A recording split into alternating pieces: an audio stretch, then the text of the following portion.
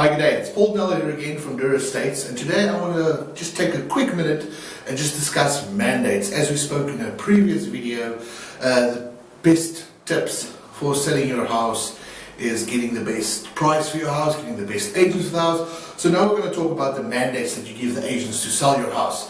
Now, first of all, I'm just talking about in South Africa. Some of it might overlap to overseas markets, but in general I'm just talking about what's happening here in South Africa and how we operate.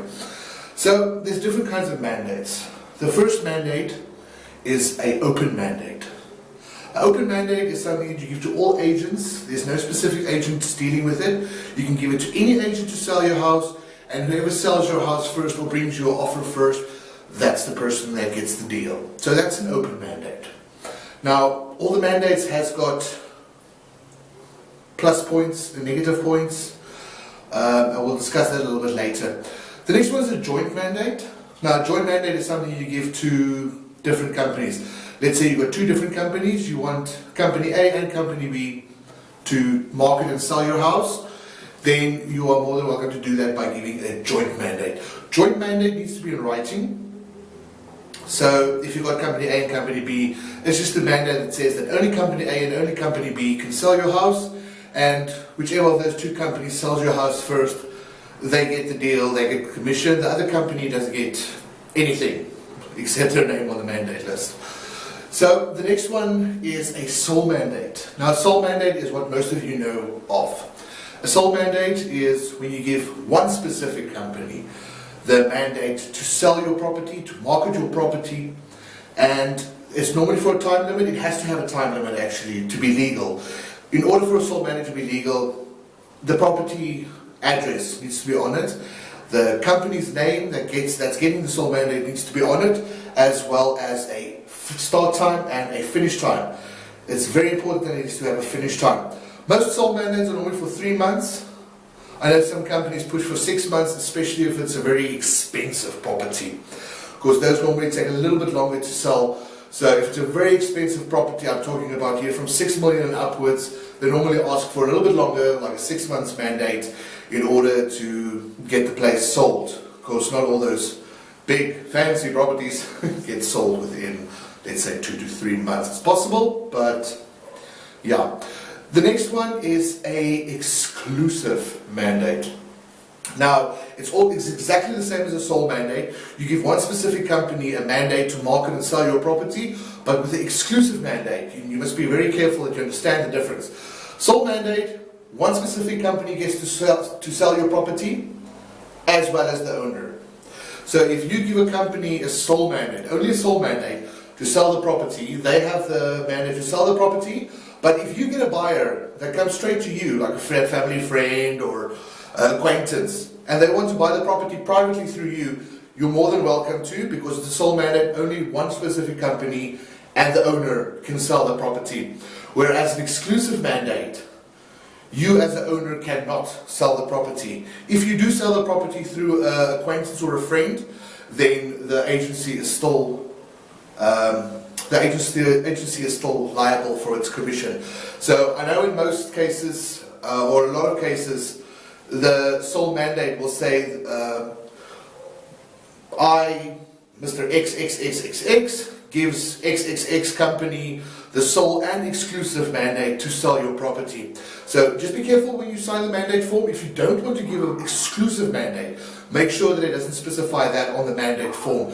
But if you want nothing to do with the house selling, you want to leave it all up to the agent, sure, go give them an exclusive mandate. Doesn't make much of a difference, but just be careful that you don't want to sell the house yourself as well, but you sign an exclusive mandate, so you're going to have to pay the agent's commission anyway. Now, there's a few upsides and a few downsides about all the different mandates. Let's start with the first one, open mandate. When you give an open mandate, and let me just stress this, when an agent contacts you, when an agent phones you or gets hold of you, and they ask if they can have a mandate to sell the property, it doesn't mean sole mandate. I know a lot of people, when you speak to them, and you say, well, I see your house is in the market now for 3 months, can I have a mandate to sell your property? Doesn't always mean that they want the sole mandate to sell your property. Most of the people then say, no, I'm not signing any forms. I'm opening it up, everybody can sell it. So just be sure when an agent phones you and he asks for a mandate to sell your property, that's basically just an instruction to sell your property. We as agents have to get an instruction from you, the owner, to sell the property. If I say sold mandate, that's a different story. But if I just ask you for a mandate to sell a property, then it's basically just an instruction for me to sell your property on the open market, on the open mandate. So, open mandate. A lot of people think that when you give an open mandate, you get more exposure on the property than if you give a sold mandate. And these are the two that we're going to talk about today. The open mandate and the sold mandate. Because those are the two that mostly gets given by the sellers, open mandate or sold mandate. So we're going to discuss those two. If you want to know more about a joint mandate or an exclusive mandate, please just drop me a comment down at the bottom. Give me a comment, I will reply to all the comments, and I'll even give you an email address so you can contact me directly. But yeah, we're talking about the open and sold mandate. So open mandate doesn't always mean that you get more exposure from the property. When you do put the property on an open mandate, all the agents are going to phone you. You can be assured that you're going to be phoned by at least 10 agents within the first 2 days. 2-3 days, and you are going to be sick and tired of agents. But that's on you, because you gave an open mandate. Now, fair enough, we'll discuss that just now. But if you get an open mandate, it doesn't mean more exposure. It just means that more agents are going to put it on the internet, on the property portals, and they're going to leave it there. That's it. So if you go on the property portal, you can go right now. Go to the property portal, any property portal, choose one. And you'll see that in a specific area, there'll be one specific house that's listed 5 or 6 times. Now, think to yourself how that makes you feel. What do you think about that house? 5 or 6 agents got the house. Well, the house is obviously not selling. Must be something wrong with the house. Bang, my point is proven. Open mandate does sometimes work with the exposure, but in most cases it doesn't. Picture yourself this. Now remember, you've got an open mandate where 10-15 agents are going to market the property and try and sell the property, and you've got a sold mandate where one specific company or one specific agent will be trying to sell your property. Now, think of it this way. If you are the boss of a company and you walk into a room and there's 10 or 15 of your guys sitting there working at their desk, and you say, hey guys, I'm going out for the day, have a great day. Just by the way, if somebody could just take out the trash, that would be awesome. Okay, somebody will take out the trash eventually. After half an hour or 40 minutes or an hour or 2 hours, somebody will, nobody took the trash out yet, let me do it. But pick up the trash, go throw it outside. The trash will get thrown out eventually. Hopefully. That's an open mandate. If you go into that same office as the boss, and you go to the guys and say, hey guys, listen, I'm heading off, have a fantastic day.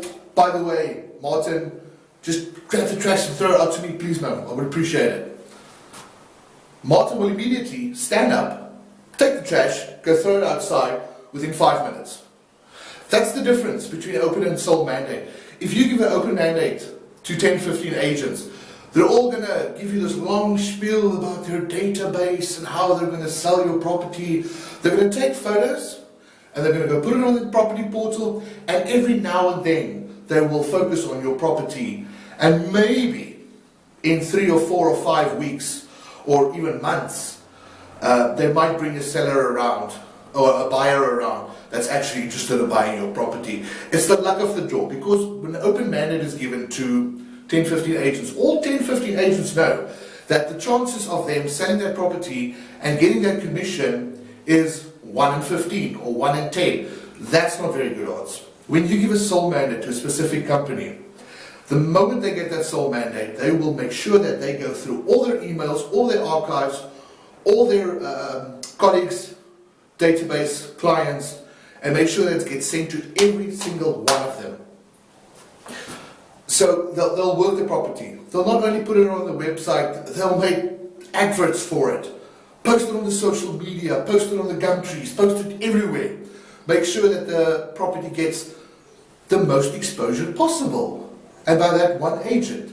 That one agent will treat your house, will treat your listing like gold, because he knows, and you might have heard this before, that it's a post-dated check for him. He's got the mandate, he's the only one selling it, so he's going to sell it if the price is right, which we discussed in the previous video, he is going to sell the house.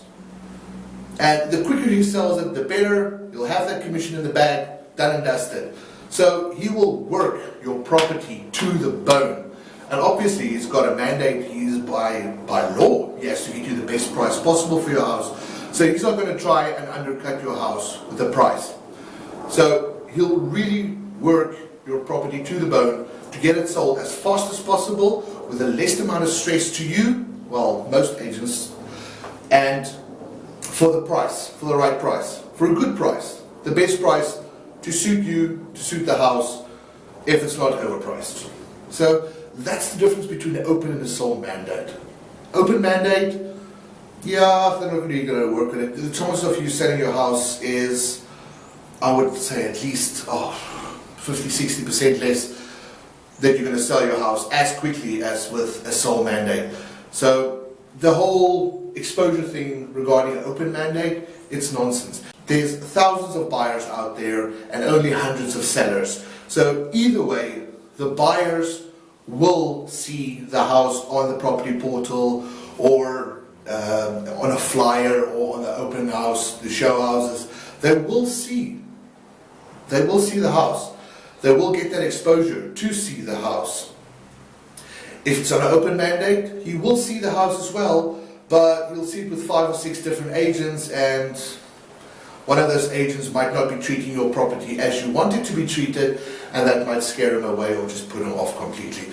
So the best thing to do is to give a sole mandate to your company. It's just for your benefit, to get your house sold as quickly as possible for the best price possible, which is what we want to achieve at the end of the day. Now, just to add on to what we said in the previous video, the best possible price and the fastest, you want to make sure the agent that you get is really the right agent for you. Make sure that your agent will indeed put all his time and all his effort into your property. Not all of his time, but the most possible time into your property to get it sold.